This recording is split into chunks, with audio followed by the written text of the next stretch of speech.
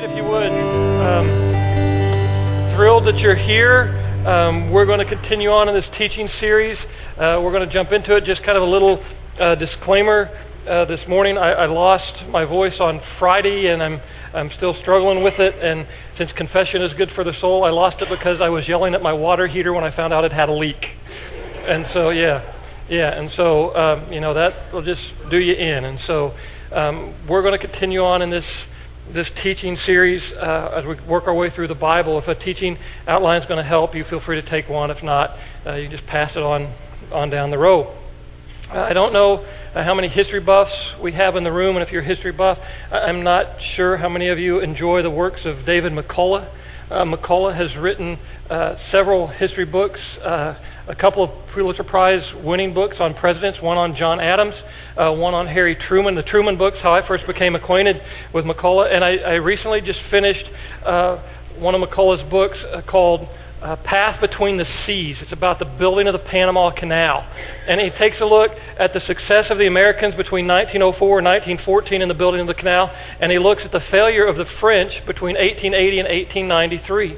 And he makes some comparisons, and he says one of the reasons the French failed was because science just hadn't progressed far enough, and they were uncertain of exactly the causes of malaria and yellow fever. And so the workers showed up, and they were sleeping in houses, and the windows were open, and there were no screens, and the mosquitoes came in and just wreaked havoc with all of the workers. So that's one of the reasons.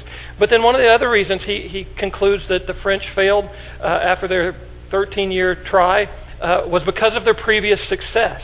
The man that they had selected to lead the building of the Panama Canal was a national hero in France. He had successfully navigated and built the Suez Canal. And when they asked him, do you want to build the Panama Canal? He said, absolutely. I build canals. That's what I do. I had success there. I'll have success here. And so they sent him off to Panama to build a canal. But the gentleman failed to realize some very significant differences. When you're connecting the Mediterranean Sea to the Red Sea of the Suez Canal, you're digging mainly through sand.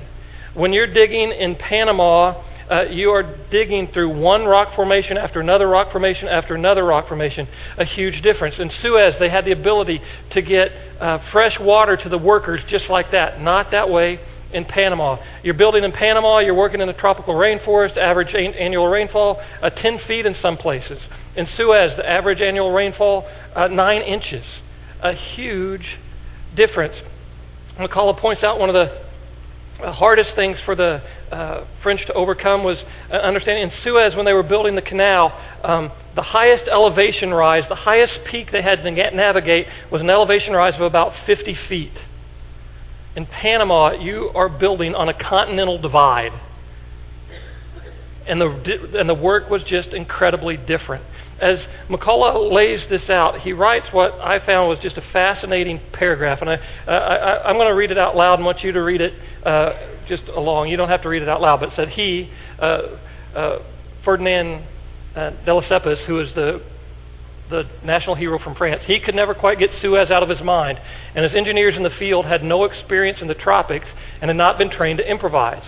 So they not only had to learn as they went along, which would have been difficult enough, but they had to learn as they went along and to unlearn everything they had supposedly been taught at Suez. That paragraph just fascinates me. And as we jump into the Jesus text, Jesus' ministry is beginning to shift away from the masses to the men, to the 12 men, away from the crowd to the core. He's not going to minister to the masses anymore. He's going to mentor the 12. And when we come to see this, one of the things in this paragraph stood out that I think is so true for Christ followers even today, regardless of how long you've been following Jesus. Let's see the next one. It's going to be highlighted.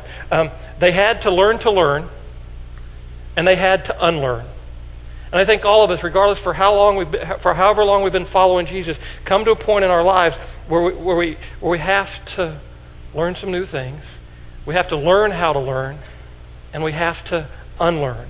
And so we are going to investigate this story of Jesus in the last about 6 months of his ministry, from public ministries about 3 years long. So we're going to look at like the start of year 3 to about halfway through year 3 till the time he's got about 6 months left. And Jesus has this incredibly intense focus as he's taking the 12 and he wants to teach them to improvise, he wants to teach them how to learn, and he wants to help them unlearn. And so we're going to jump into the text in just a minute. But before we do that, I'm going to ask Leisha Wright to come up and share her story. Leisha's come up and shared a part of her story on other occasions, and she loves just being in front of people so much. She just agreed to come and be part of today's gathering. But Leisha, over the last several months, has been going through some things in her life where she's having to learn and having to unlearn and relearn some things. So would you make Leisha feel welcome as she comes to share?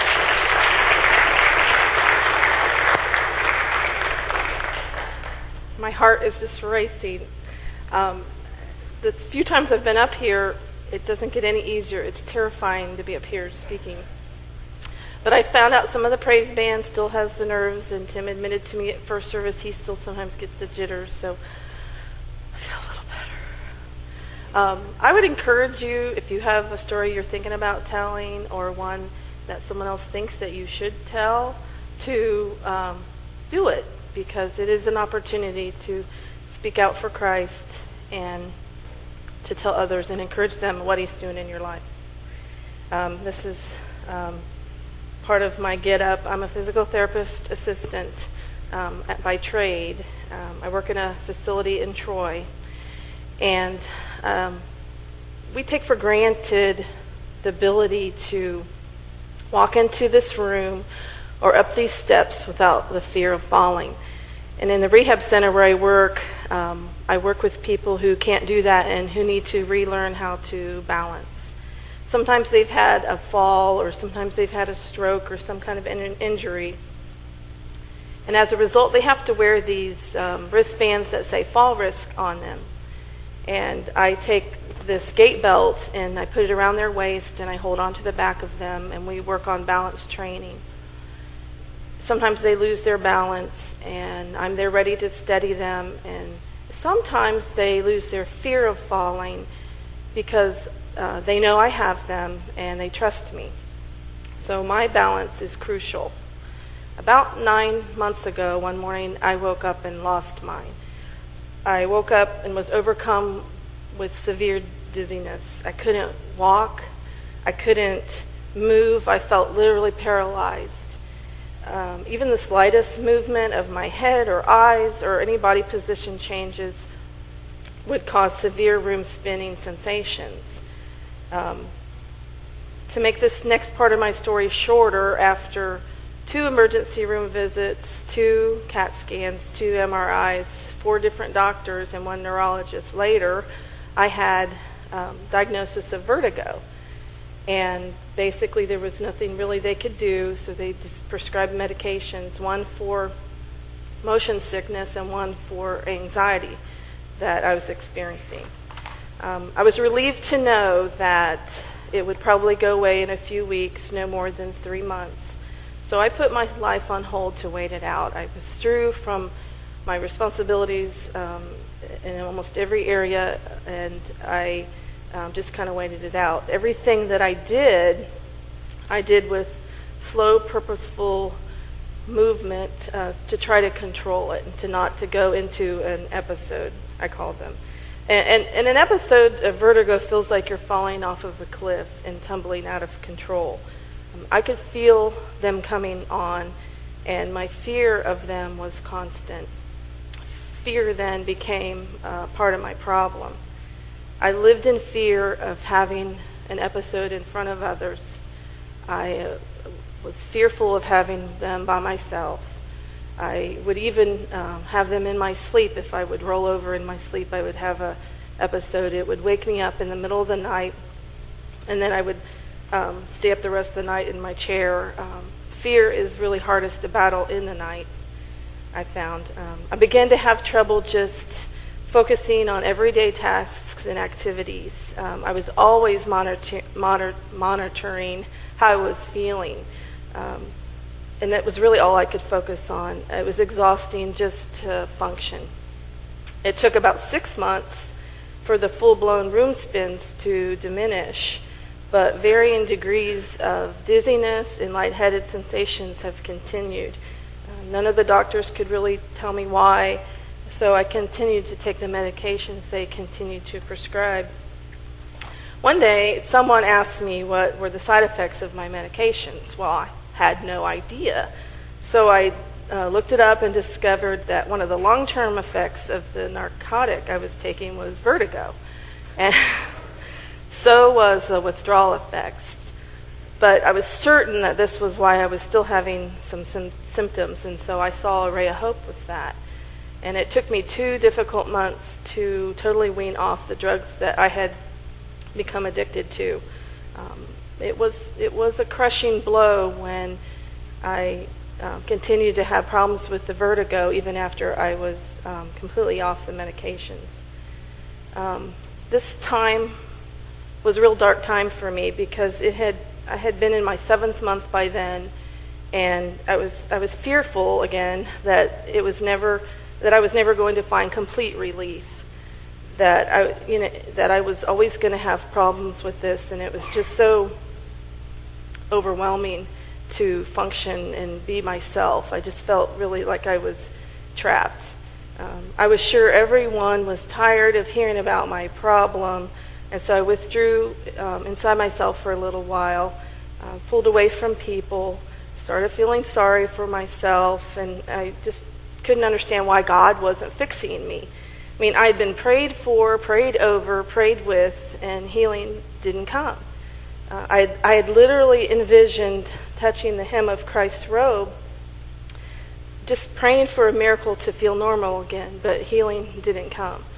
And it was really discouraging at that point, but then I realized it wasn't not spontaneous healing. I wasn't getting spontaneously healed, but what is happening is nothing short of amazing, and it's what I chose to focus on. Our brains were created with the ability to adjust, change, and relearn. I mean, I should know that. I see that all the time in my patients. And I now know that my brain is receiving a different signal from my left inner ear that's permanently damaged than my right. And that is why I'm continuing to have the symptoms that I have. Every time I have a vertigo episode, my brain works on relearning what is now my new normal. Movements or positions that I was trying to avoid to keep from having an episode are actually the key to retraining my brain. I was given daily exercises by a wonderful physical therapist to help provoke them. If you stop by to visit me, you might see me spinning and twirling to give my fantastic, amazing brain every opportunity to bring inner balance to my world, basically. These exercises are actually helping me. They're not fun. I don't like to do them, but they are helping me, and fear is now replaced with confidence in my brain's ability to adapt. What used to terrify me, I now understand. I now have mostly mild vertigo sensations, and this is my proof. Very good. Thank you. My hope is to feel normal again, or for my new normal to feel normal, if that makes any sense. If I don't, I'm choosing to move forward with a thankful heart of how far I've come, and that He's in control, and I can do all things through Christ who strengthens me. Life is good, but it sure isn't easy. People aren't perfect. We get sick. We mess up. We struggle. We lose our way. I mean, there's always something that brings us to our knees, that brings us back to God and the knowledge that He cares. God's promise is we don't have to go through it alone. He watches over us. He is there in the middle of the night. He gives us friends and family that we can turn to. We don't walk alone unless we pull away. His word comforts me. My burdens are made light. I can soar on wings like eagles. I can walk and not faint. Through rivers of difficulty, I won't drown. I can give God glory through this. And that is my praise. I now envision Christ walking side with me, holding on to me with His gate belt, because I'm a fall risk in more ways than you can imagine, and that's a different story, and don't ask me to tell it. But He's got me, and I trust Him, And I'm trusting him to heal me his amazing way. I can imagine him to say to me, Leisha, I created you with this amazing brain. Trust me, it is good. You won't believe what it can do. Thanks.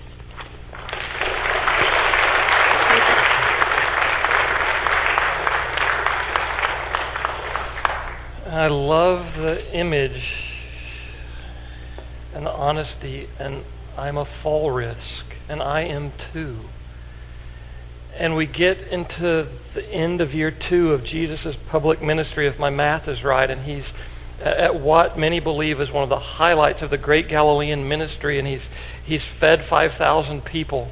And at the end of that time, he understands that something is about to change, and he gets done feeding the 5,000, and the members of the crowd come up to him and say, we want you to be our king. And the scriptures actually say they came intending to take Jesus by force to make him their king. And Jesus wants absolutely nothing to do with it. And it's actually kind of ludicrous if you think about it, because these people already have a king, and they're required to say, there is one Lord, there is one king, and Caesar is his name. And Caesar will crush everything if people come in rebellion. And they come up to Jesus and they say to Jesus, we want to take you king. We want to make you king. We've got an agenda. We've got someplace we want to go. We've got a revolt that we want to lead against Rome. And Jesus, will you be our king? And Jesus wants absolutely nothing to do with it. Before we go any further, I think we need to think about one of these. A cross. A Roman cross. A cross which the Romans used as an execution stick. A cross which they used as an instrument of torture and humiliation. An instrument that they simply wanted everybody to know who walked by, choose your leader carefully. Because if he or she fails, they will be put on one of these. They will be put in the middle of the marketplace for people to walk by. They will hang for days naked, and everybody will know, don't mess with Rome. We know how to do this. And thousands of people will die on one of these Roman execution sticks. And this is the kind of revolution that these people come and try to take Jesus by force, knowing that rebellion and a revolution against Rome will most likely get the leader on this stick. And so Jesus, not wanting to go there yet, because he's at the end of year 2, he's got another year or so of ministry left. It says he goes up to a mountainside. He goes by himself, and I think there on the mountainside, I can't prove this to you, but I think there on the mountainside, Jesus gets from God the Father some instructions about how he's to spend the last year of his earthly life, about how his ministry is going to change. The great Galilean ministry, the feeding of the 5,000, was a high point, but it was also the day that his Galilean ministry began to implode. And so Jesus comes down from the mountainside and begins to make some interesting movements. What I've given you on your teaching outline, I want to show you 7 scenes. I'm going to give you a little bit about each scene, and then under each scene, like scene 1, it says lesson 1. I want to leave it for you to kind of fill in the blank, what the lesson might be from the scene. And so don't get confused if I don't say lesson 1 is. I want you to wrestle with it. I want you to think about it. And if you don't come up with anything, man, take this week, spend some time in this text, and really see what lessons it is God's going to show you. And so, scene 1, Jesus has come down from the mountainside, starts in Mark chapter 7, beginning to read in verse 24. It says, and Jesus left that place. What place? The region of Galilee, the region where he spent the last 2 years of his life, the region where he had done incredible teaching. The time has come. The kingdom of God has come near. Repent and believe the good news. The place where he'd done the Sermon on the Mount, the place where he'd done incredible healings, where the leper was cleansed, the man with the withered arm was made whole, the woman who'd been sick for 12 years was touched and immediately made well. The power went out of Jesus and into her. Over and over again, demons are cast out. This amazing place of teaching and ministry. Jesus left that place and went to the vicinity of Tyre. Big deal, right? Huge deal. What the biblical writer is telling us is this. Jesus left the country.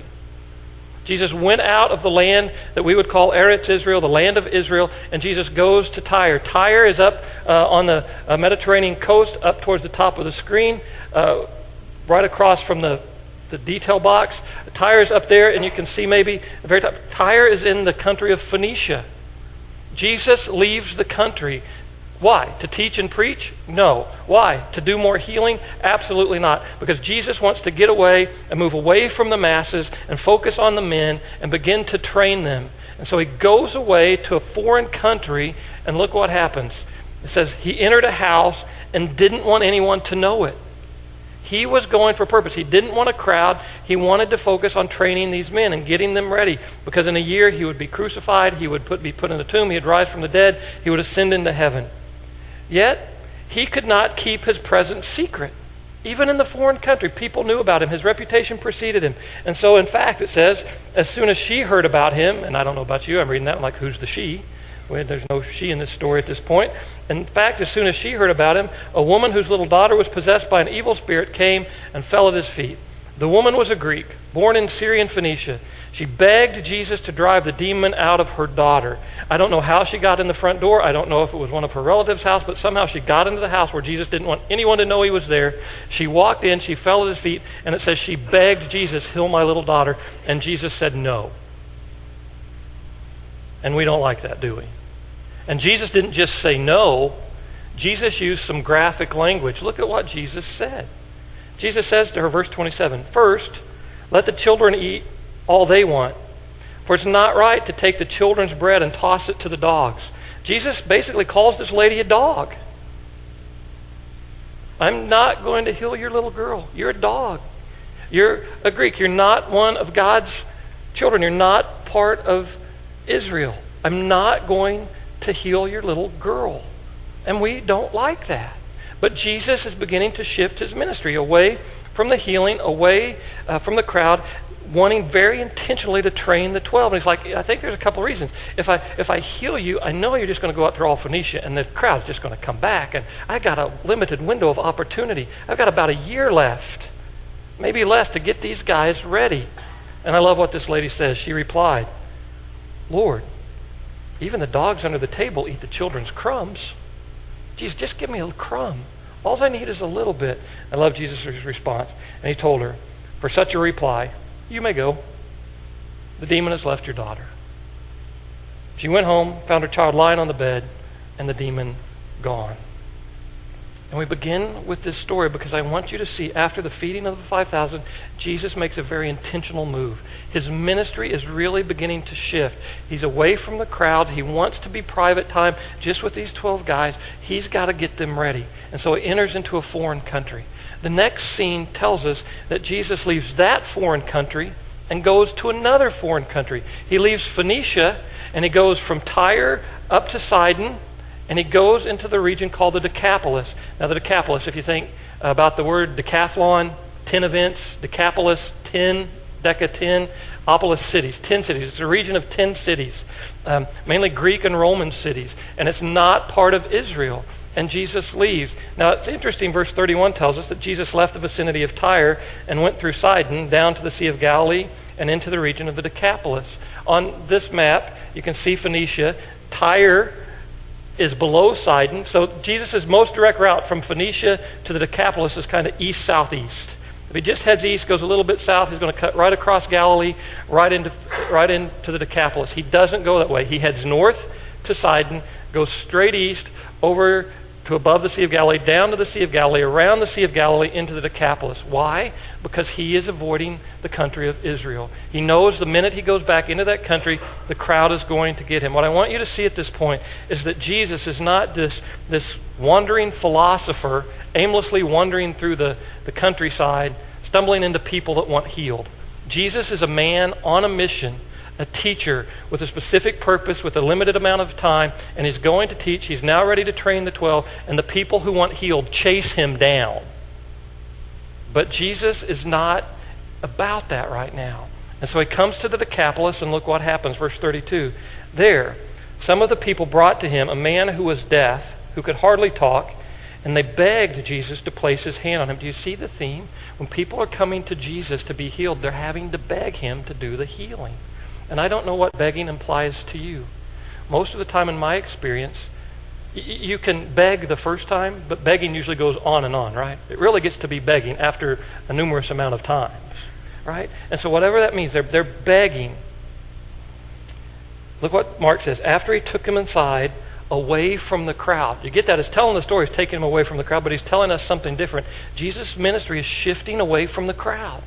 And so he takes the man aside, takes him away from the crowd. Jesus put his fingers into the man's ears. Then he spit and touched the man's tongue. At which point, I'm just going to say, I think that's kind of gross. I just do. I don't understand that kind of healing. Fingers in the ears, spit, and I'm guessing the guy's in front of him, and he touches the man's tongue. Look what happens. Verse 34, he looked up to heaven and with a deep sigh said to him, Ephphatha, which means be opened. At this, the man's ears were opened, his tongue was loosened, and he began to speak plainly. What I want to go back and hit, as I've been looking through this teaching for several months now, the verse that just amazes me is where Jesus says, he looked up to heaven and with a deep sigh said, be opened. We don't get any commentary on the deep sigh. And I don't know, I can't prove it. Here's what I think's going on. I think Jesus, the Son of God, sees this man standing in front of him. And the Son of God looks toward heaven to God the Father and says, Dad, this isn't the way this was supposed to be. Dad, when you and I created, you said it was so and it was good. And Dad, now sin has come in and messed with everything. Sin has messed with this man, and there's something wrong with this human, and there's something wrong in every human heart, and there's something wrong in every home, and there's something wrong in every church, and every synagogue, and every temple. And Dad, there's something wrong in every business, there's something wrong in every organization, in every school. Dad, sin has come in and messed with everything. Dad, when does this stop? I think that's what's going on. You ever have moments like that? It happened to me repeatedly this past week. I just looked at heaven and said, when does it end? And you read the newspaper or you look at the news and there's a shooting spree in Alabama. And you read the newspaper or look at the news and there's a shooting spree in Germany. And you look at the newspaper or hear the news, and in Illinois a guy walks into a church and shoots the preacher while he's preaching.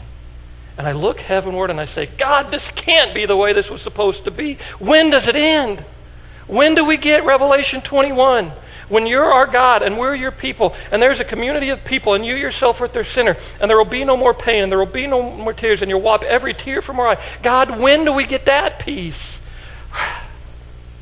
And there's this heavy sigh.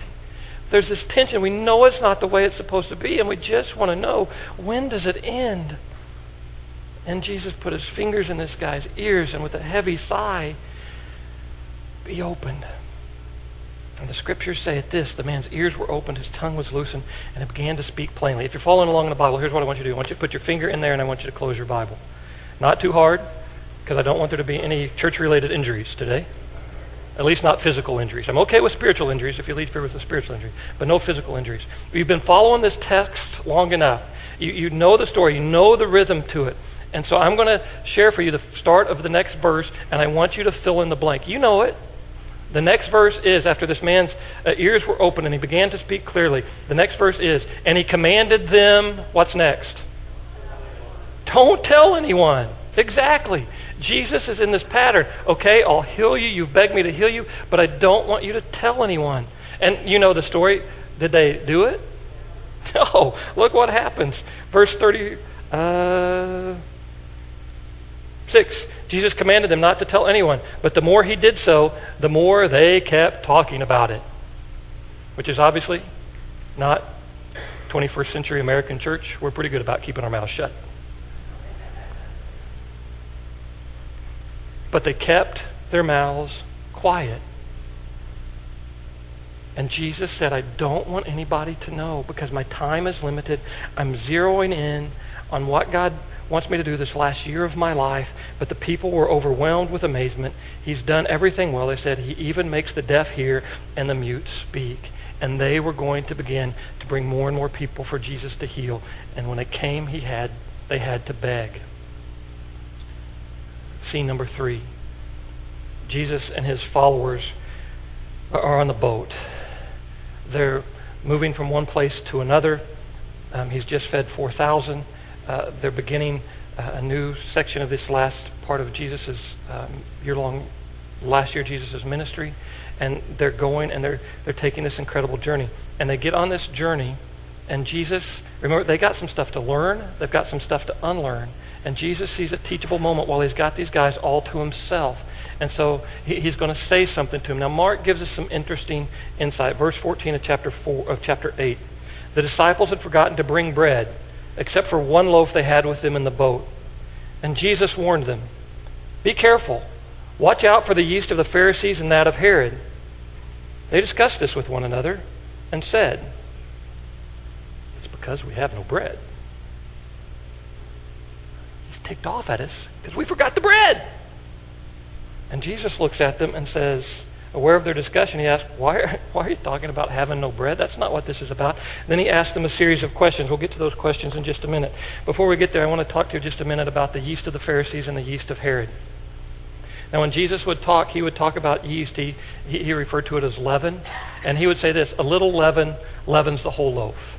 That you only need a little bit. You don't need a lot. If you use too much, one of my favorite scenes from I Love Lucy is when she uses too much yeast and she's pulling the loaf of bread out of the oven forever. That's what too much. And Jesus is like, a little bit goes a long way. And what I want you to start thinking when you hear yeast of the Pharisees and yeast of Herod, maybe you can think about it this way. The way of the Pharisees and the way of Herod. It's the way they live their life. And so Jesus is saying, I want you to be careful about the way the Pharisees live and the way Herod lives, because it's not the way I want you to live. My way is different. The way of the Pharisee. The Pharisees were those people who said, we take God seriously, that God doesn't want us to be like everybody else. And so we're going to live our lives differently so people can know our God. But they take it way too far. And the Pharisees' way was to categorize and despise people. They put people in one of two categories. There were the sons of light and the sons of darkness. Which do you think they were? Light. There were the friends of God and the enemies of God. Which do you think they thought they were? Friends of God. There were the pure and the righteous, and there were the impure and the unrighteous. Which do you think they thought they were? And so they would compartmentalize people and categorize people and despise them and demean them. If you're not like us, you can't be part of us. And what they had failed to remember was that God had given them this command, don't be like everybody else. And this law, it was a window through which they could look and see the beauty and majesty and holiness and grace and mercy of God. But they got so concerned about being window cleaners that they lost the view. The view became obstructed. And Jesus said, don't live like that. If you live like that and you compartmentalize people and you categorize people and you demean people and you despise people, and a little bit of that goes a long way and it ruins everything. And then Jesus said, be careful of the way of Herod. And the way of Herod, I would describe this way. The way of Herod is the way of force, it is the way of manipulation, and it is the way of intimidation. And Jesus would say, don't live that way. Herod the Great, he got whatever he wanted. But how did he get it? He forced people into submission. He intimidated them and he manipulated them. And Jesus says, you think you can outfox Herod? You think you can outmaneuver him? He's always going to be a step ahead of you. You think you can outfight him? He's always going to win. You think you can freeze him out? He's always going to freeze you out. You think you can outmaneuver him? Not a chance. He's always ahead. And Jesus says, don't live in the way of Herod where you force and manipulate and coerce people to believe and behave a certain way. Jesus says, be careful of the way of the Pharisee. Be careful of the way of Herod. My way is different. And the disciples are like, he's ticked off because we don't have bread. And Jesus begins to ask them a series of questions. They're going to be on the screen over my head. And the first one very simply is, don't you understand? The answer is no. How long have they been following Jesus? 2 years plus? And you still don't understand? The next question is, are your hearts hardened? Remember, a little bit ago we looked at Jesus told a parable. One of the parables he told was about a farmer who went out to sow seed. And the disciples didn't understand that parable, and they said, hey, Jesus, what's that about? He said, well, the farmer goes out to sow seed, and the seed's the word of God, and it falls on different kinds of ground. Do you remember the first kind of ground it fell on? Hard. It fell on the ground, and it just bounced off, and it didn't do anything. And it says the birds came in, which he said was Satan came in and snatched it up. And Jesus is like, guys, you need to learn how to learn to make your heart soft. You're just taking this, it's bouncing right off. Are your hearts so hard? And then Jesus does this amazing thing, I think. Jesus then uses the imagery and the language of the deaf and the dumb, of the deaf and the blind. And Jesus says, do you have eyes but cannot see and ears but cannot hear? And while he's in the boat having this conversation with his followers, one of the miracles immediately preceding him getting on the boat was the healing of a deaf man. Without looking ahead, without cheating, what's your guess? What's the next miracle? It's the healing of a blind guy. Because Jesus is having this incredible conversation. Do you not understand my way? There's so much for you to learn. You have to learn, and you have to unlearn. And I want to get your hearts ready. And I want you to see yourself in the blind man. You hear, but you don't understand. I want to see yourself in the case of the blind man. You see, but you don't comprehend. So Jesus bookends this incredible conversation with the healing of a deaf man and the healing of a blind man. Let's look at the healing of the blind man. Mark chapter 8, verse 22. And they came to Bethsaida, that house of fishing. I would like to go there.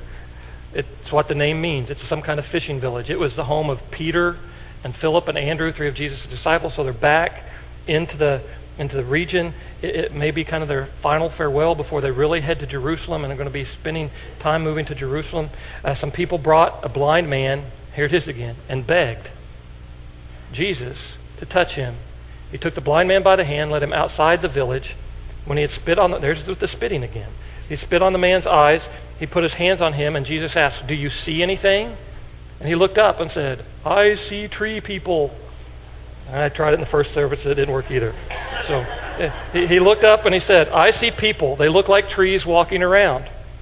Once more, Jesus put his hands on the man's eyes. Then his eyes were opened. His sight was restored, and he saw everything clearly. And I read this, and I'm like, what? Is Jesus losing his touch? Now it takes him 2 times? And I don't think so. I think what's going on in this guy physically is a reflection of what's going on spiritually inside his disciples, inside of his followers. And this is the time of ministry where he's teaching them to improvise, he's teaching them to learn how to learn, and he's teaching them to unlearn. And I think what's going on, these guys have been following him for a couple of years, and they see people out there, but exactly who they are and exactly that they need compassion and the grace and mercy of God is still a little fuzzy to them. And Jesus has said, I'm going to spend the next 6 months of my life, and I'm going to touch you, and you're going to see people exactly the same way I see people.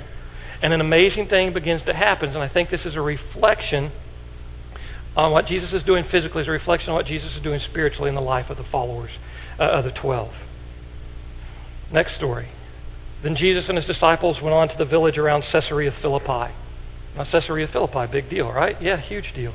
Caesarea Philippi was not originally called Caesarea Philippi. Caesarea Philippi, it's 25 miles north of Bethsaida. They go up to Caesarea Philippi. The city's originally called Panias. It's named after the god Pan. If you're familiar with Pan, he's half goat, half man, plays a flute. It's named after him. And he was worshipped in the city that's now called Caesarea Philippi. Also in the city of Panias. This region, all of the villages around Caesarea Philippi, it's like a religious melting pot. There are all kinds of religious opinions out there, all kinds of beliefs. One of the things, they worship Pan. Another thing, at Panias, there was a cave. And out of this cave came some streams, and these streams fed into the Jordan River. But the people believed that the opening to this cave was the place where the spirits from the netherworld entered and exited planet Earth. And they would go and say, this is a really spiritual place. And there at Panias also there's a temple and worship of Zeus. There's also a temple and worship of Caesar. Now it's called Caesarea Philippi because after Herod the Great divided up his territory among his 3 sons, Herod's son Philip took Panias as his capital city and renamed it. Caesarea in honor of Caesar, Philippi in honor of himself. But this is a region where there's just all kinds of religious ideas. And Jesus asked his disciples this question: who do people say that I am? And they're like, easy. They say you're John the Baptist or Elijah or one of the prophets. Matthew's account of this also throws in the name Jeremiah. Jesus, easy. Who do people say that you're? A prophet. Prophet, prophet, prophet. Now, a prophet's primary job is to announce. All right? Jesus, you're just an announcer like all the other prophets. You're going to announce what God's to do. This is what the people believe about you. You're an announcer, which was wrong. So Jesus said, okay, that's public opinion. That's the polling data. Great. Who do you say that I am? Which is ultimately the question we each have to answer. Because whatever anybody else says doesn't do it for me. You have to decide for yourself who you believe Jesus is. And at that moment, Peter looked at him, and Peter said, you're the Messiah. At which point, I'm reading the text, and I expect Jesus to say, high five right here, buddy. Way to go. You got it right. And Jesus' response amazes me. Look what he said, verse 30 of chapter 8. Peter answered, "You're the Messiah." And Jesus warned them, "Don't tell anyone about me." Does that seem odd to anybody else in the room? If he's indeed the Messiah? Messiah. If prophet is to announce, Messiah's primary task is to initiate. It's one thing to be a prophet and say, there will be peace in the Middle East. It's another thing to be Messiah and say, I will initiate and bring peace to the Middle East. It's two totally different things. And Peter's saying, Jesus, you're the Messiah. You're the one who's going to bring it. That's what we think about you. And Messiah is going to bring the destruction of Rome. Messiah is going to bring the restoration of the temple. And Messiah is going to bring political and social justice right here, right now, immediately. And Jesus is like, oh my goodness, do you have some stuff to unlearn? Verse 31. He then began to teach them that the Messiah they thought he was, the Son of Man, must suffer many things, be rejected by the elders, the chief priests, the teachers of the law, that he must be killed and after 3 days rise again. And he spoke plainly about this. Not just once, but over and over. Flip, if you're following along in your Bible, over a couple of pages to Mark chapter 10, verse 33. During these last months of Jesus' public ministry, this is his message. I'm going to die. I'm going to end up on a Roman execution stick. And he spoke about it plainly. He didn't hide it. Verse 33 of chapter 10. We're going up to Jerusalem, and the Son of Man will be delivered over to the chief priests, to the teachers of the law. They will condemn him to death, and he will hand them over to the Gentiles, who will mock him and spit on him and flog him and kill him. And 3 days later, he will rise. Jesus says, the way of the Pharisees is one thing, the way of Herod is another thing. My way is a way of suffering and death. And then he adds one other thing. Verse 45 of chapter 10. He also says, for the Son of Man did not come to be served, but to serve and to give his life as a ransom for many. He says, you want to follow in my way? My way is a way of service, of suffering, and death. And Peter didn't like it. And the scriptures say Peter took Jesus aside and began to rebuke him. And here's what I think that rebuke looked like. Jesus, there is no way. We believe you're the real deal. And only false messiahs end up on an execution stick. Real messiahs end up on a throne. Jesus, you are not a false messiah. You're the real deal. Don't tell us you're going to die. Only false messiahs die. And Jesus is like, man, you've got some things to learn. Peter, look what Jesus says. Verse 33, when Jesus turned and looked at his disciples, he rebuked Peter.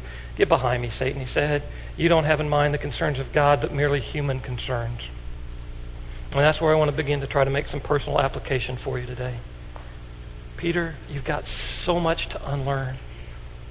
And one of the first steps in unlearning is you've got to get rid of the fact that this is all about you and what you want. My way is a way of suffering, of service, and of death. And Jesus calls his disciples together, and then he calls the crowd that's around. Look what he says.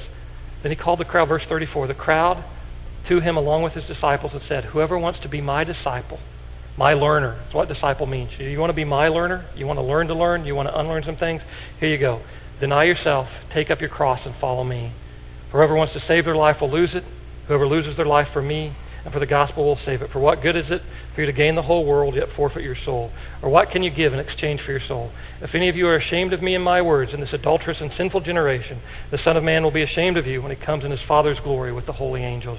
Jesus is like, hey, you need to learn, and you need to unlearn some stuff. And I'm telling you plainly, I'm going to die. I am the Messiah, but I'm going to die. And I'm going to rise from the dead in 3 days.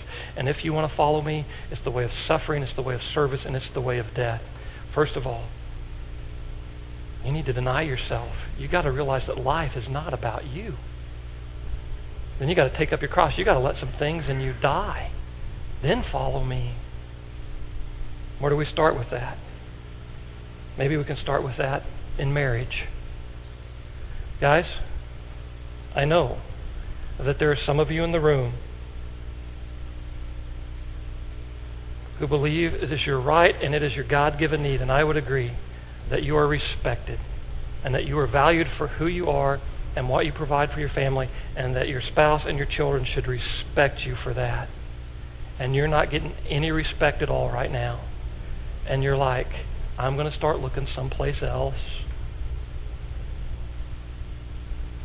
When she starts to respect me, then all love her. Because you know what it is. You come and you meet somebody, and it's like, you finally decide to tell them you love them. I love you, which really is code language for what? I need you to love me back.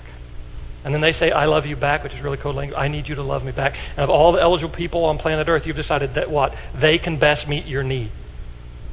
And guys, there's some of you in the room today, and that need for respect, and that need is not being met, and you're like, I will not take any steps towards her until she begins to respect me. And ladies, sisters, I know there's some of you in this room that need desperately. It is a God-given need to be valued and loved and appreciated and treated like a queen. I get that may be a very God-given need. And you're like, until he starts to treat me like a queen, I will freeze him out, I will lock him out, I will cold shoulder him out, I will do whatever it is until he makes the first move. And God would simply say to both of you today, you take the first step. You. I remember in seminary, one of my pastoral ministry professors was talking to us about pastoral counseling. And he's had his PhD, but he was a country boy, had lived in Texas all of his life, and had pastored in really small Texas towns. And he came up and he was talking to us about pastoral ministry. Guys, there are going to be some men and women that come into your office for pastoral counseling, and you're going to look across the table at them or across your office from them, and you're not going to have any idea what's going on in their minds. But here's what you need to know. They're just two ticks without a dog. And they're sucking the life out of each other. And he was right. You meet my needs, I'll meet your needs. And until you meet my needs, I'm just going to suck the life out of you. And he was absolutely right. And most couples that come are sitting there and they're just sucking the life out of each other, and nobody will make the first move. When they do this, then I'll do that. Maybe we start living the way of Jesus in our marriages. We die to ourselves and our own needs, and we serve somebody else. Guys, God's word says you're supposed to love your wife like Christ loved the church, and you got to be willing to die for her, whether she respects you or not. Maybe. Parents, in our parenting, we need to deny ourselves, and something inside of us needs to die a little bit. We expect our children to respect us and honor us, and yet we continue to exasperate them. Now, God hadn't called us to be their best friend, but God has called us to serve them and shepherd their hearts. And maybe we need to take a step towards our children in service. And students, this applies to you too. There's something in you that needs to die. There's something in you that you need to give up. Scripture is very clear that the first commandment with the promise is that you honor your father and mother. And right now, you're having a hard time doing that, student. I don't know why. Maybe it's because you see your parent as hypocrites. Maybe because their actions don't match their words. I don't know. But Scripture still says you're supposed to respect and honor them. Here's one of the ways you can do that. God says in Proverbs chapter 6 that there are 6 things that God hates. There are 7 that are detestable to him. And you know what the first one is? Haughty eyes. And you know how I think that plays out? It's when a student, a teenager, a pre-adolescent stands in front of their mom and dad and goes, and storms off. Haughty eyes. With a roll of the eyes, you tell your mom and dad, you don't mean anything to me. And maybe something inside of you needs to die. And you need to honor your mom and dad. What about those of us who have aging parents and they're not aging gracefully? And all of your life, the only thing you wanted was one time, I wish mom and dad would have said they were proud of me. They're proud of the woman, the man I've become. They were just proud of me, and not once in my entire life, and I just want that. And now when you walk into the room, they don't even recognize who you are. And God has called you to serve them. And you're like, they'll never know. If only once they would have said that. And you can desire it all that you want, but you cannot demand it. And God simply says, if it means changing your parents' diaper, go do it. What about in the church? Something inside of us has to die. Something inside of us we have to give up. That it's all about us. My friends, church is not all about you. It's not.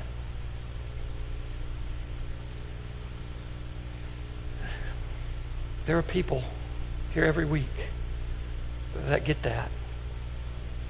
And they're here every week early, making coffee, slicing bagels, pastries, making juice, and making sure the water tank's filled, because it's not about them. And there are people that are here every Thursday night, hour after hour, week after week. They're here early every Sunday morning, getting ready so that you can have a chance to encounter and experience God, because it's not all about them.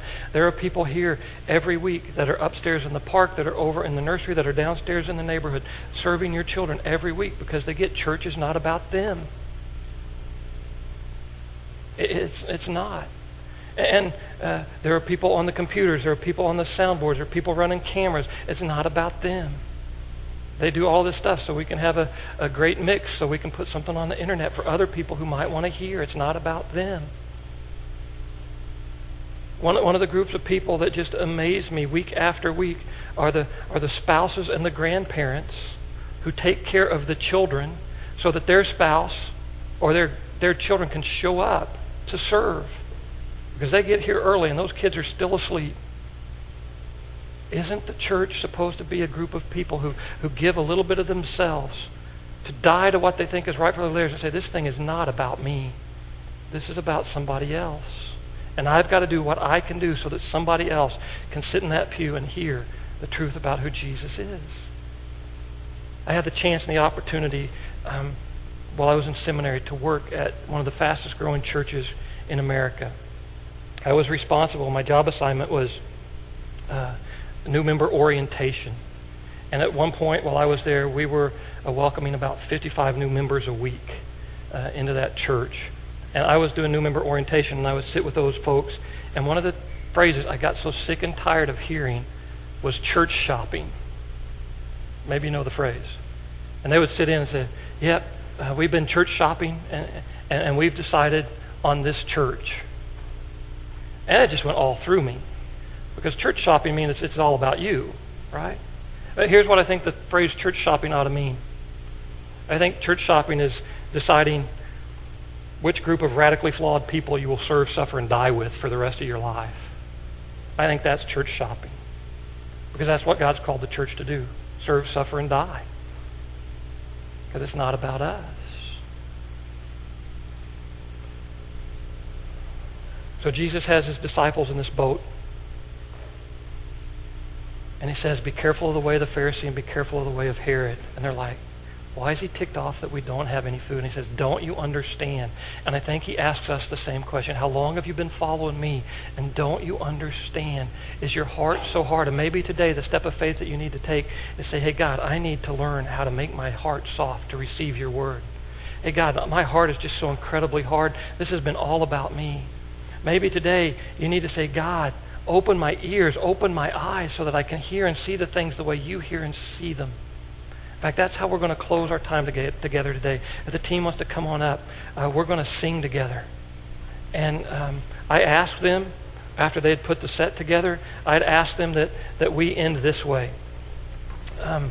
There's an old hymn of the faith called Amazing Grace. And it says this, maybe you remember it. Amazing grace, how sweet the sound that saved a wretch like me. I once was lost, but now am found. What's next? Was blind, but now I see. May God open our ears and open our eyes to hear and to see who he is and what he has for us.